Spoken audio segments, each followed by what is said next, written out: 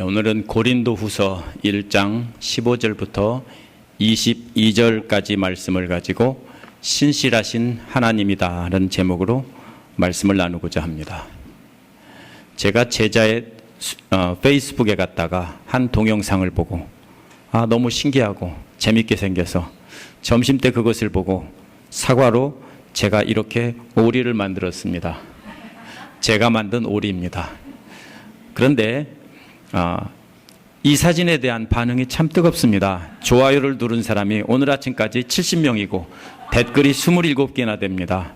또 만들어 보겠다는 분도 여러 분 계시고 제 조카는 사진을 찍어서 올리기도 했습니다.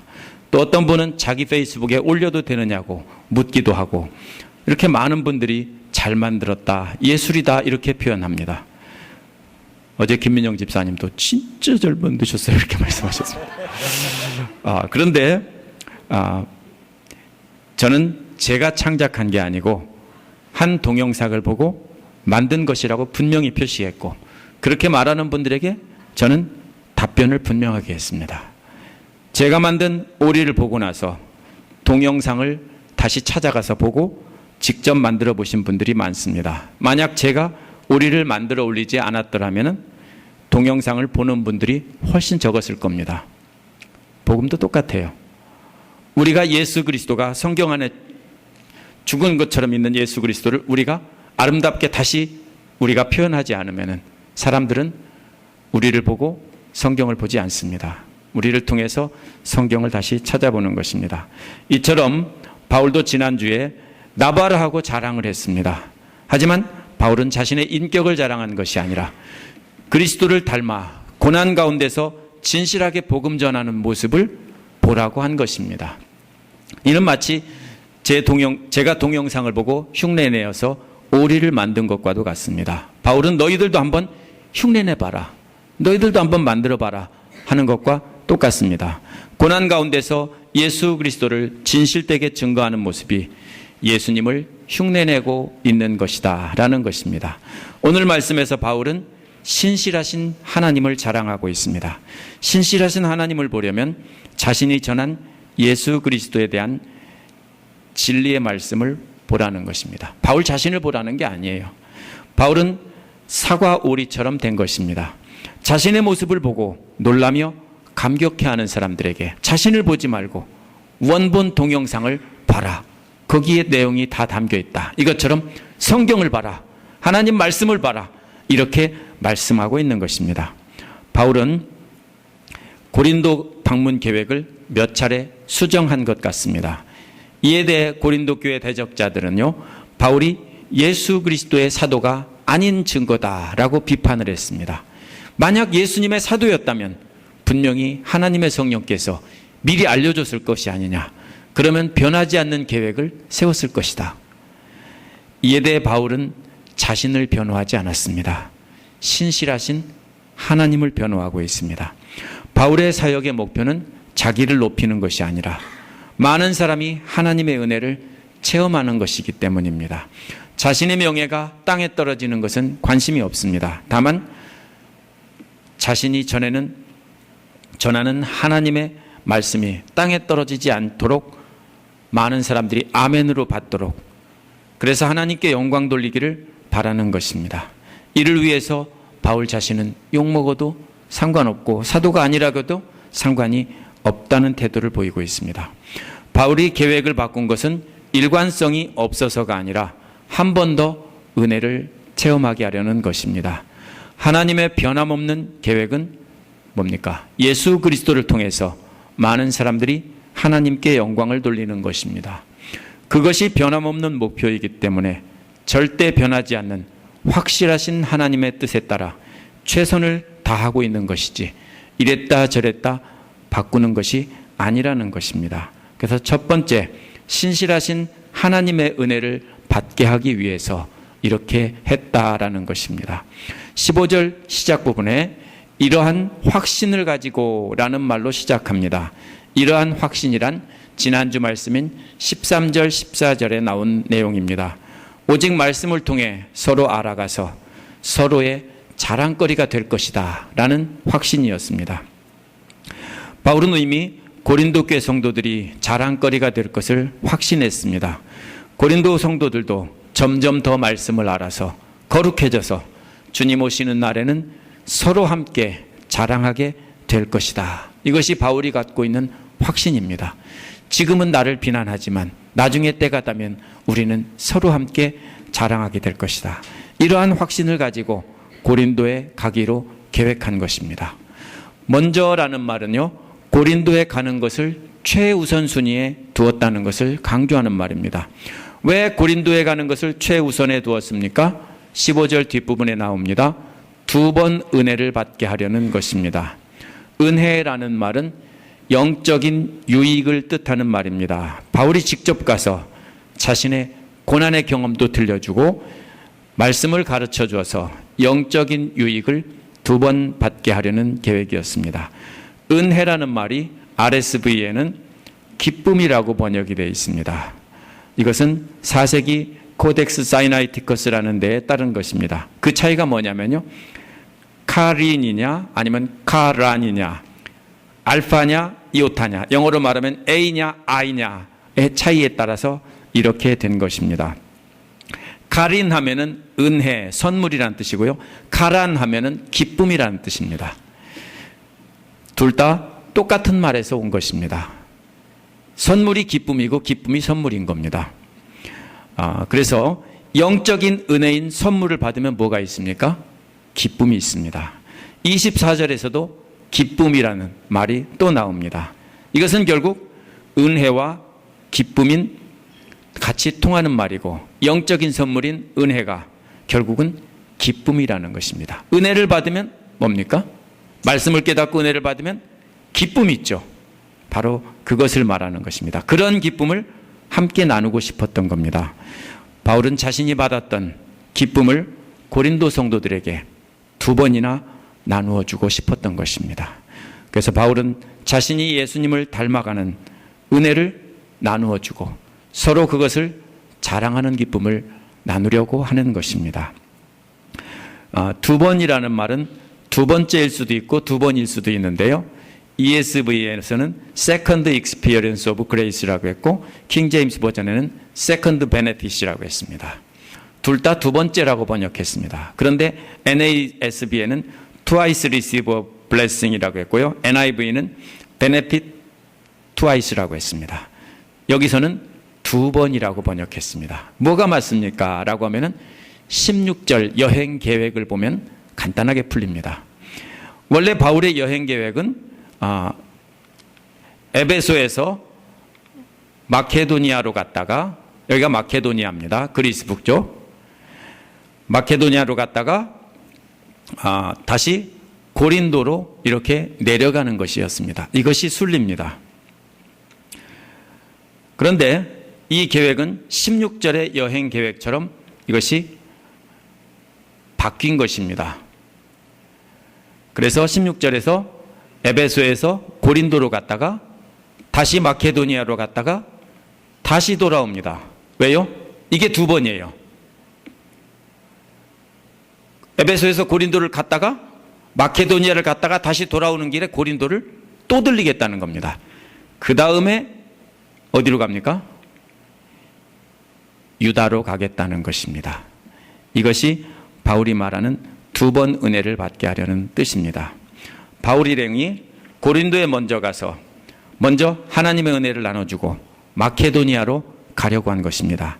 마케도니아 교회는 바울이 아시아에서 유럽으로 건너올 때 첫 번째 그 복음을 전하고 교회를 세운 곳입니다. 이들은 바울 일행의 사역을 잘 돕던 후원자들입니다. 그래서 그들에게 은혜를 나눠주고 또 선교 헌금을 받아가지고 고린도에 와서 마케도니아 성도들에게 이것 봐라 하고 자랑하려고 하는 겁니다. 이것 봐라. 근데 어느 쪽이 부자냐면요, 마케도니아가 훨씬 가난한 사람들이고요, 고린도 교회가 훨씬 부자들이 많은 곳입니다.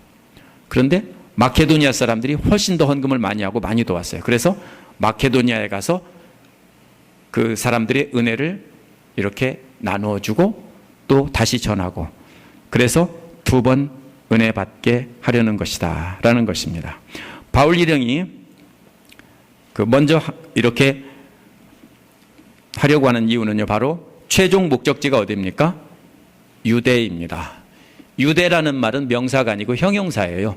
유대 사람의라는 말입니다. 그래서 뒤에 땅이라는 말이 생략된 것입니다. 이것은 전체 이스라엘을 말하는 것이 아닙니다.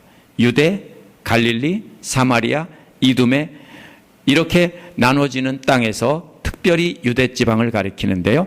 거기에 영어의 더와 같이 정관사를 붙여서 그 유대 사람의 땅 이렇게 말하고 있습니다. 여기가 어디냐면요, 예루살렘을 말하는 겁니다.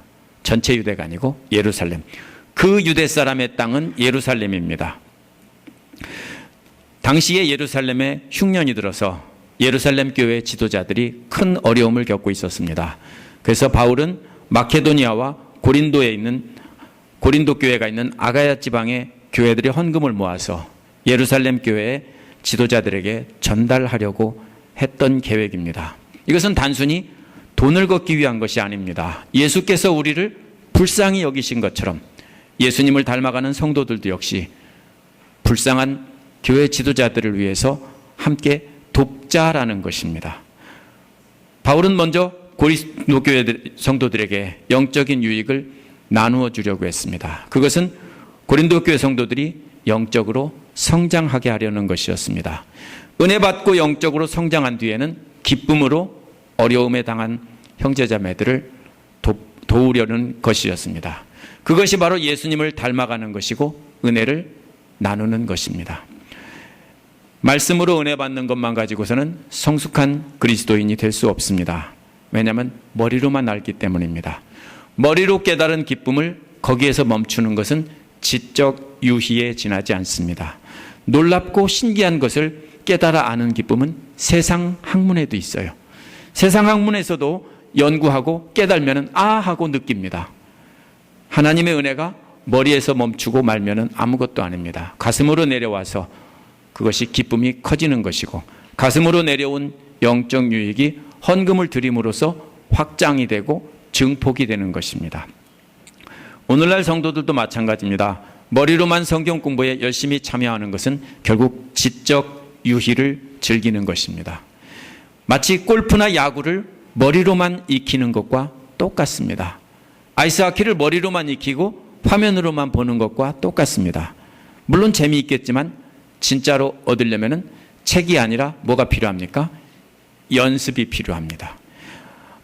움직여서 머리로 알았으면 연습을 해야 되는 건데 마찬가지로 성도가 영적인 유익을 말씀으로 받았으면 그 다음에 뭡니까?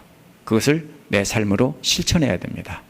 돈이 있으면 헌금을 해서 어려운 사람을 돕고 교회를 세워야 되고 돈이 없으면 몸으로 봉사해서 이렇게 도와야 되는 것입니다. 이렇게 해서 바울은 훈련을 시키려는 겁니다. 그래서 영적인 유익인 은혜를 나누어 주고 그 은혜의 결실을 받아서 예루살렘 교회에 전달하려는 것입니다. 17절에서 이렇게 계획을 세웠다가 수정을 했어요. 실제로 이렇게 못했어요. 왜냐하면요, 이 마지막에 실제로는 이렇게 갔다가 왔어요. 왜냐하면 고린도에 심각한 문제가 생겼기 때문에 바로 건너갔다가 돌아왔어요. 아주 고통스러운 방문이었어요. 심각하게 혼내고 돌아왔어요. 그 다음에 뭐냐면요, 그 다음에 이렇게 마케도니아로 갔어요. 계획이 바뀌었어요. 이렇게 계획을 세웠다가 또 바꿨다가 또 바꿨어요. 그거 가지고 뭐라고 하는 건데 이게 변덕스러운 것이냐? 아니다. 절대로 그렇지 않다. 이 말은 뭡니까? 신실하다는 말입니다. 변덕스럽지 않다라는 말은 신실하다는 말이에요. 여행 일정은 바울의 것이 아니라 하나님의 것이기 때문입니다. 하나님께서 그때그때 뭡니까? 말씀하시는 대로 따른 것뿐입니다. 하나님의 뜻이기 때문에 그 뜻에 충실하게 따라가는 것이지 절대로 자기가 이랬다 저랬다 한 것이 아니고 또 육신의 생각으로 계획을 세우기는 노라고 이미 작정하면서 말로만 내가 갈게 예 한 것이 아니라는 것입니다. 자기는 처음에는 진짜로 예 하고 가려고 했다가 나중에는 하나님의 뜻이 그게 아니구나 깨닫고서 바꿨다는 것입니다. 바울이 미리 마음대로 안 간다고 정해놓고서 거짓말로 간다고 한 것이 아닙니다. 바울이 여행 계획을 세웠지만 실행하지 못했습니다. 2장 1절에 보면 가지 않기로 결심했다라고 했기 때문입니다. 바울은 이랬다 저랬다 하는 것이 아닙니다. 자기의 생각으로 앞일을 알지 못하고 방황하는 것도 아닙니다. 신실하신 하나님의 은혜를 고린도 교회 성도들이 받게 하려는 것이 최고의 목표였습니다. 고린도 교회가 굉장히 중요한 교회였고 그 교회가 방황을 하니까 그것을 잡으려고 온 힘을 다하는 것입니다. 바울의 목표는 성도들이 은혜 받는 것입니다. 그리고 그것을 위해서 계획을 수정한 겁니다. 성령님이 함께하지 않아서 오락가락이 아니라 일이 터지니까 그것에 대해서 하나님의 뜻에 따라 거기에 가고 또 안 가고 이렇게 계획을 계속 바꾼 것입니다. 목표는 하나님의 은혜를 전하는 것이지 계획을 그대로 밀고 나가는 것이 아니라는 뜻입니다. 두 번째로는 신실하신 하나님의 말씀을 위해서입니다. 바울은 자신의 계획을 수정한 것이 변덕스러운 것이 아니라고 했습니다. 그 뒤에는 왜 자신들이 변덕이 아닌지 변론을 해야 맞습니다. 그렇죠? 나는 변덕이 아니다라고 하면은 내가 왜 변덕이 아닌지 말을 해야 맞는데, 그런데 바울은 자신을 변호하지 않고 하나님을 변호합니다. 18절의 시작은 하나님은 신실하시다, 개역에는 미쁘시다 이렇게 됐는데, 미쁘다는 말은 한국말로 잘 안 쓰는 말인데요, 믿음직하다라는 말입니다. 믿었다라는 말입니다.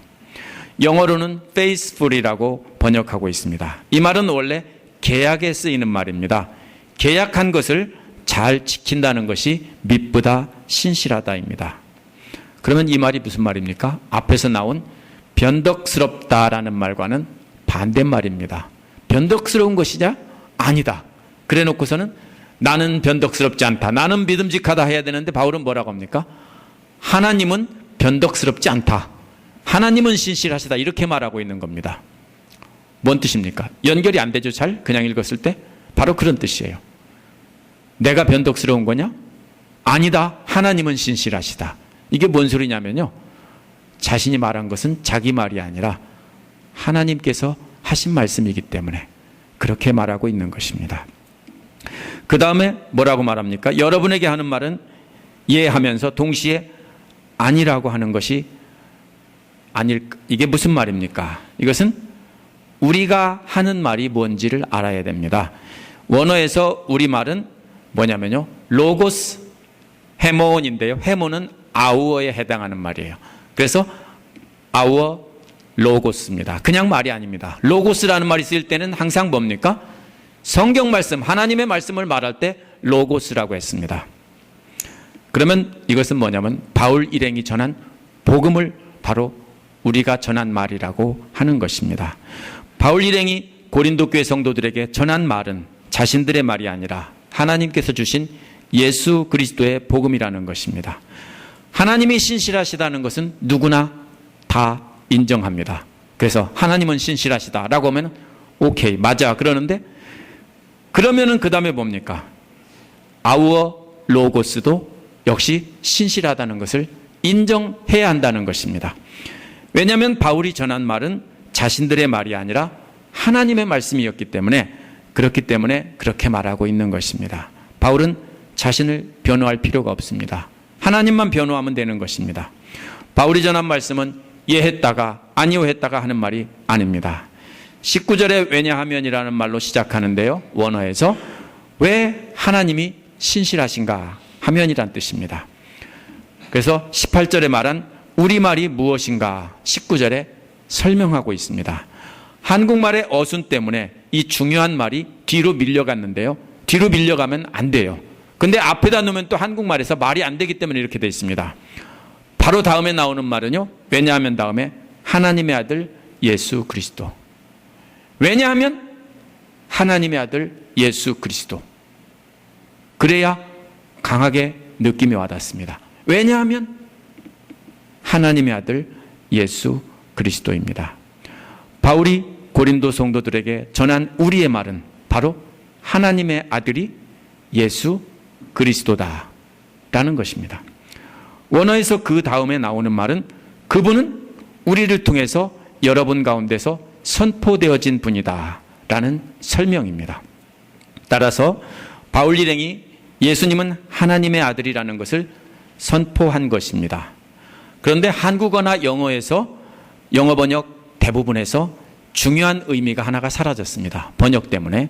그게 뭐냐면요, 원어를 그대로 직역하면은 우리를 통해서 선포되신 분이다 이렇게 번역돼야 되는데, 대부분 영어 번역에서 그냥 우리가 선포했다 이렇게 바꿔버렸고요.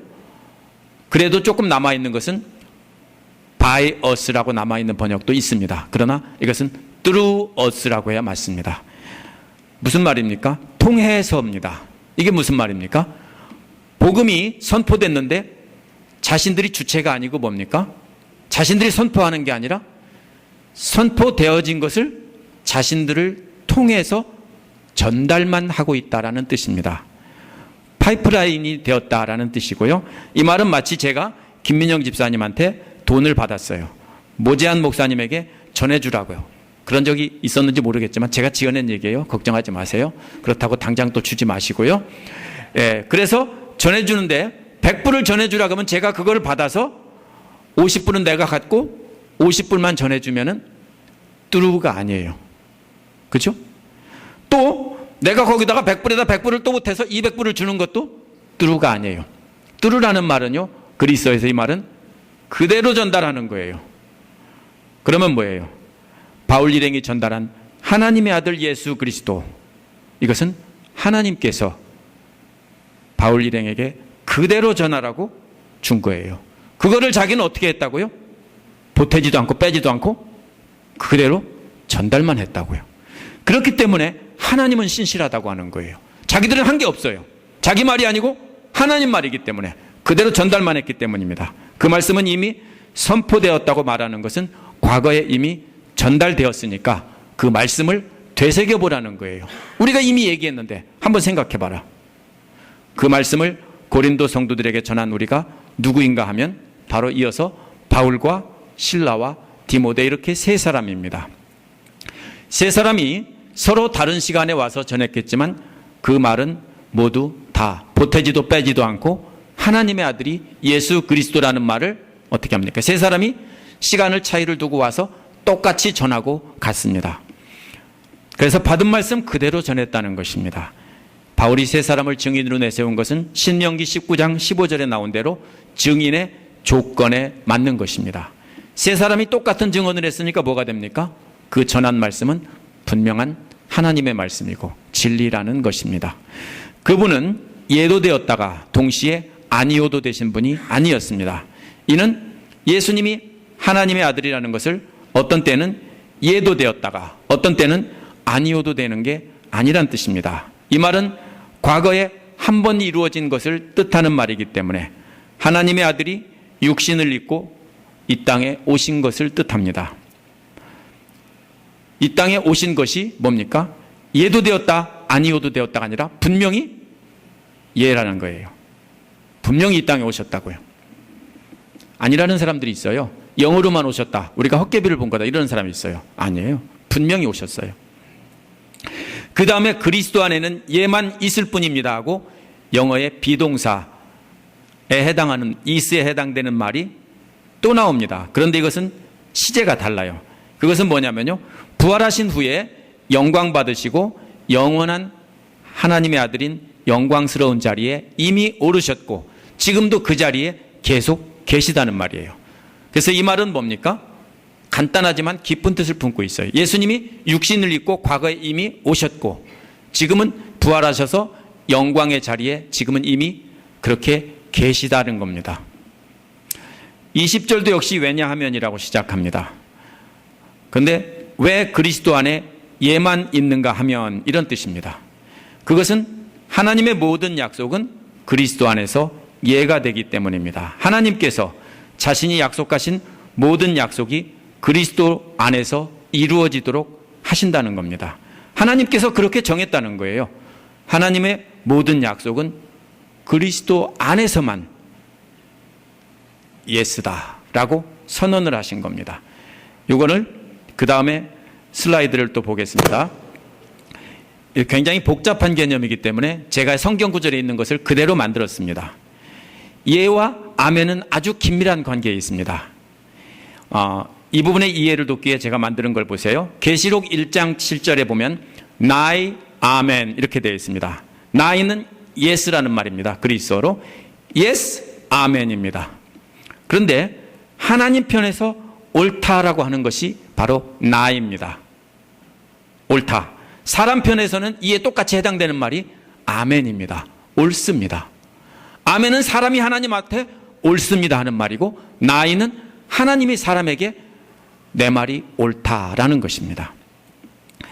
그래서 20절 뒷부분에서 그러므로 그리스도로 말미암아 우리는 아멘 하면서 하나님께 영광을 돌린다라고 했습니다. 자, 그리스도를 말미암아, 이거는요 개역이나 세번역 똑같이 말미암아라고 했는데 그게 아니에요. 그리스도를 통해서라고 번역해야 맞습니다. 영어 성경에서도 전부 그렇게 번역이 되어 있습니다. 하나님 편에서는 왜 이러죠? 예수 그리스도를 통해서 하신 말씀이 옳다라고 하신 것입니다. 이제 그리스도를 통해서 우리가 하나님 앞에 나아갈 수 있는 길이 열린 것입니다. 그래서 그리스도를 통해서 우리는 아멘하고 화답할 수 있는 것입니다. 그 다음에 보세요. 그래서 또 우리를 통해서 하나님께 영광을 돌리는 길이 열린 것입니다. 1차적으로 여기서 우리라는 말은 바울 일행입니다.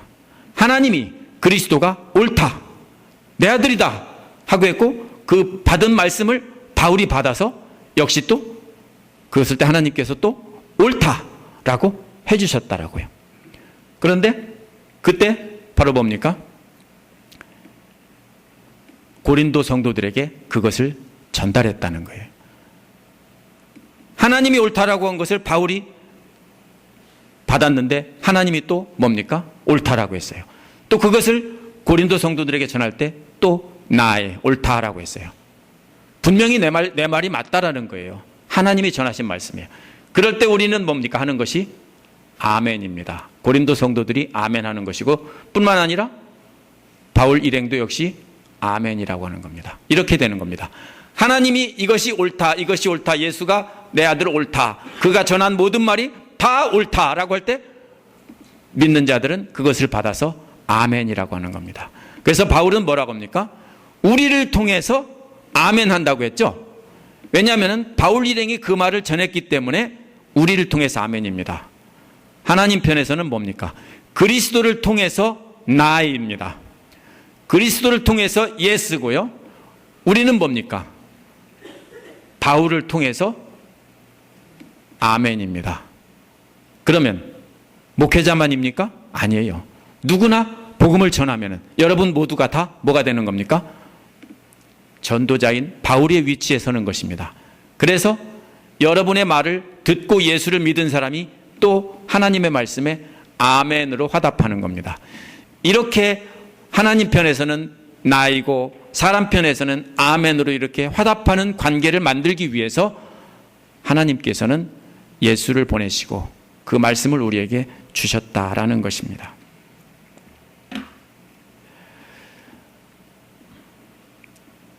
그래서 우리가 다시 정리하면 그리스도를 통해서 은혜가 예스하고 우리에게 내려오는 것이고요. 우리를 통해서는 하나님께 영광이 올라가는 것입니다. 하나님의 은혜가 내려오고 우리는 아멘으로 영광을 하나님께 올려드리는 것입니다. 그래서 세 번째로는 신실하신 하나님이 하시는 일이 나와 있습니다. 21절, 22절은 그리스도를 통해 우리에게 은혜를 주실 때 우리가 아멘으로 화답하면 하나님께서 어떤 일을 하시는가 하는 것을 말하고 있습니다. 아브라함과 계약을 맺으셨던 하나님은 예수 그리스도를 통해서 뉴 카비넌트를 맺으셨습니다. 새로운 계약을 맺었어요. 하나님은 신실한 분이기에 그 맺으신 계약을 분명히 지킨다는 것입니다. 이것이 신실하다는 것입니다. 21절에 보면 두 개의 파리시플이 나오고요. 22절에도 두 개의 파리시플이 나와서 네 개가 나옵니다. 네 개를 잘 봐야 됩니다. 네 개는 뭐냐면요, 튼튼히 서게 하시고 기름을 부으시고 인치시고 보증을 해주셨다, 이것입니다. 첫 번째로는 우리를 튼튼히 서게 하시고 견고히 했다라고 되어 있는데요. 법적으로 보장된 안전함, 이런 뜻입니다. 하나님께서 바울 일행을 예수 그리스도에 관한 말씀을 전달하는 설교자로 세우시고 그 자리를 확고하게 증명해 주셨다는 것입니다. 이 마치 뭐와 같으냐면 종신고용이 보장된 테뉴어드 프로페서하고 똑같습니다. 다른 교수들은 재정 상태가 나쁘면 잘리고 학생들이 줄어들어도 잘리지만 테뉴어드 프로페서는 그 자리가 확실하게 보장이 되는 겁니다. 이것처럼 바울 일행이 예수 그리스도에 관한 하나님의 말씀을 전달하는 일은 확실하게 보장되었다고요.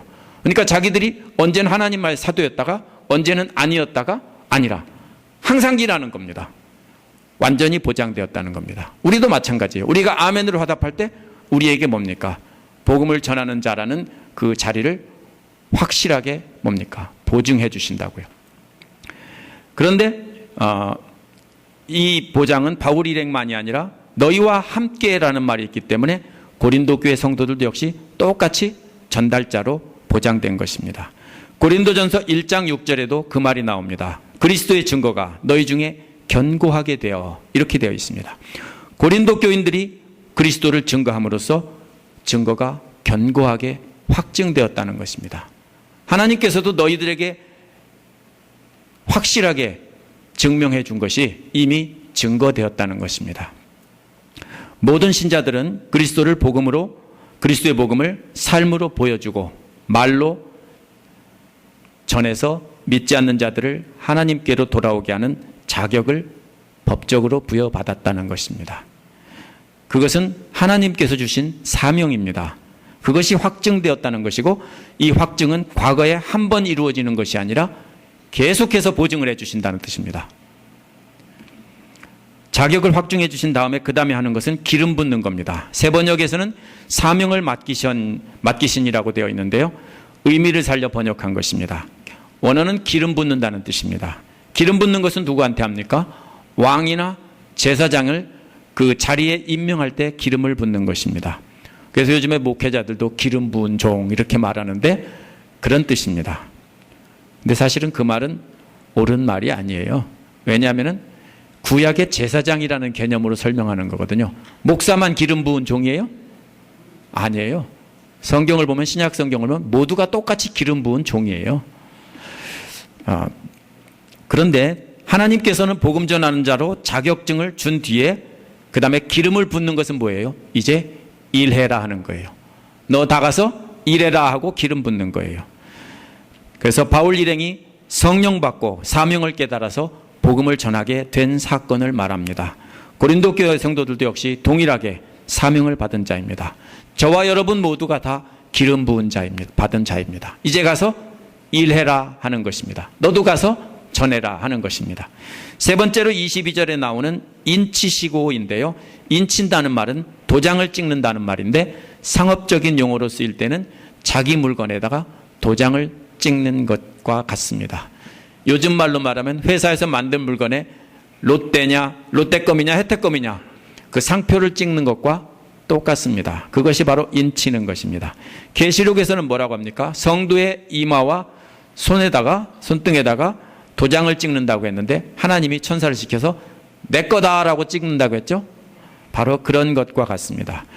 고린도 바울 일행에게 도장을 찍어서 이미 내 거다라고 확증했다는 거예요. 그러니까 아무도 아니라고 하지 말라는 거예요. 뿐만 아니라 누구도요?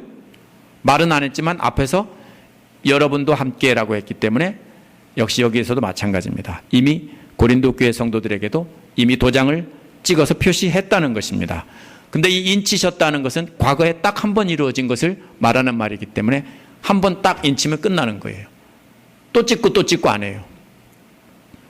그래서 우리에게 하나님의 것이라고 도장 찍어 주셨다는 겁니다. 세 번째, 보증해 주셨다는 것, 보증을 주셨다는 것도 역시 상업적인 용어인데요.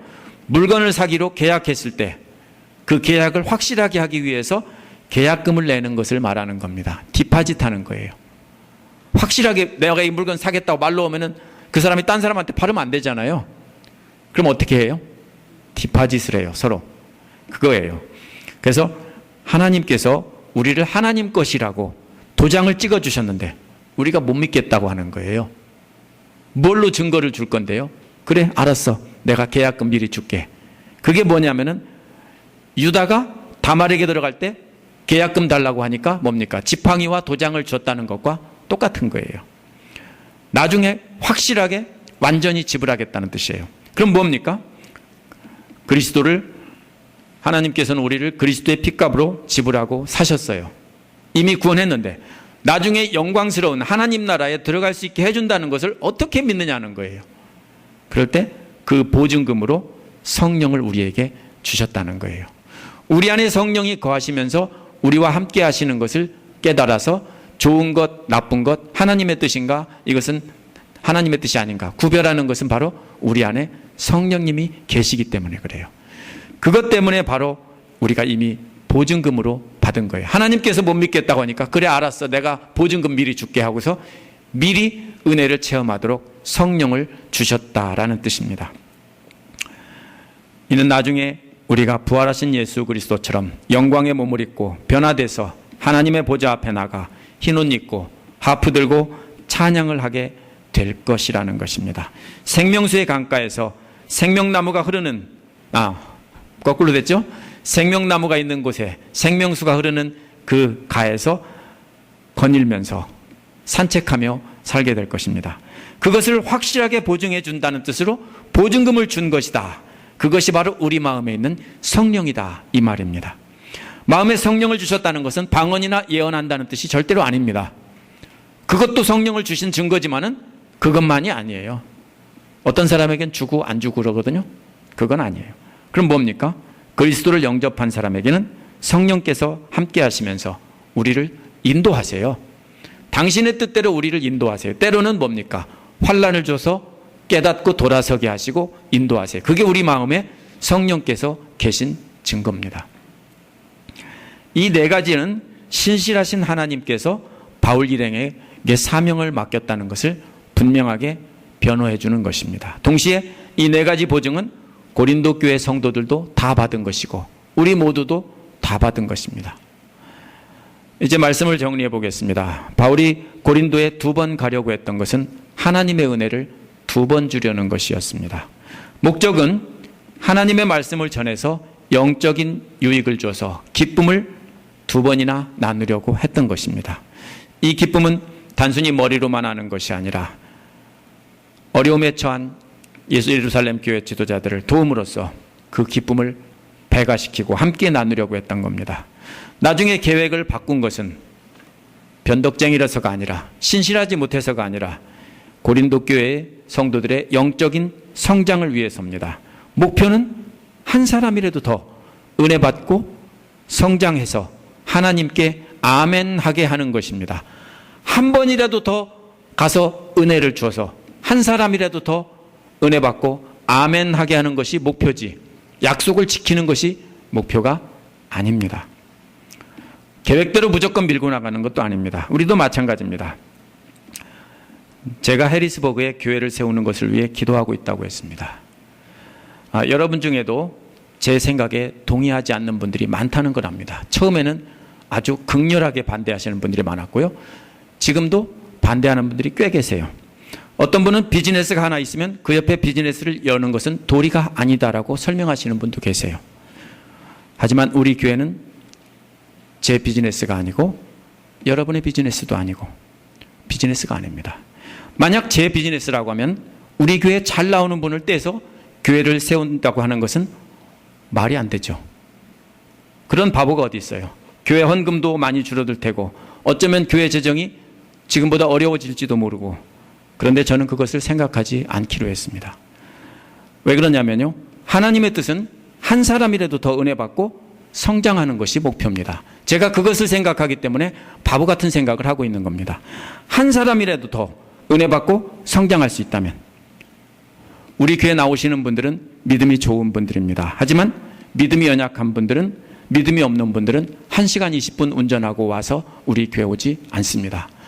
그렇다고 그 이웃에 있는 다른 교회를 가지도 않는 분들이 상당수가 있습니다. 그러면은 제가 그곳에 가서 그분들을 계속 돌볼 수 있는 여력이 없어요. 왜냐하면 우리 교회 성도들을 돌보고 여기 있는 분들을 돌보는 것도 제 힘에 벅찹니다. 그래서 함께 생각을 모으고 제 생각을 밀고 나가고 싶은 생각은 없습니다. 기도하면서 모두가 동의가 되면은 축복 가운데서 또 하나님께서 막으신 것은 하나님의 뜻이라고 생각합니다.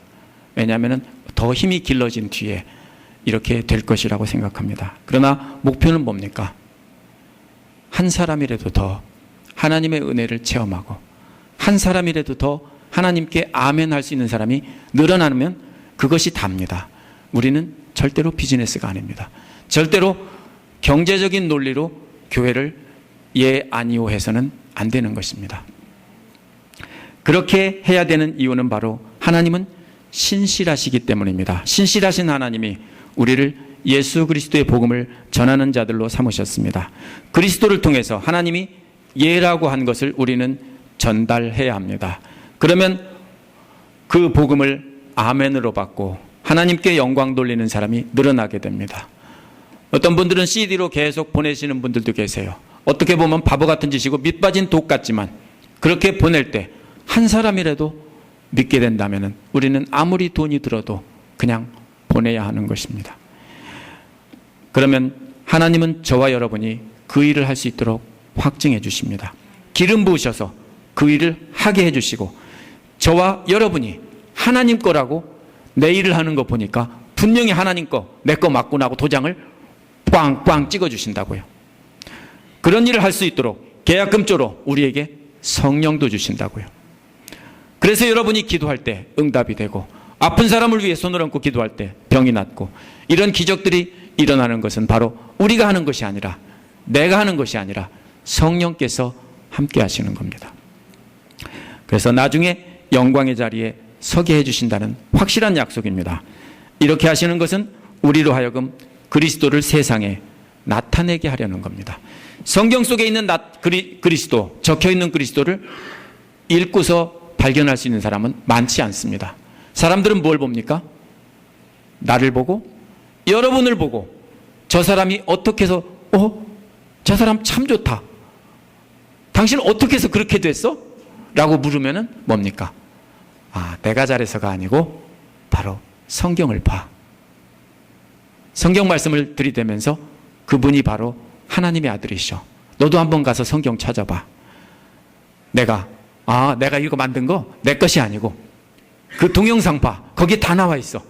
이렇게 말하는 것처럼 동영상 자체는 전혀 매력적이지 않습니다.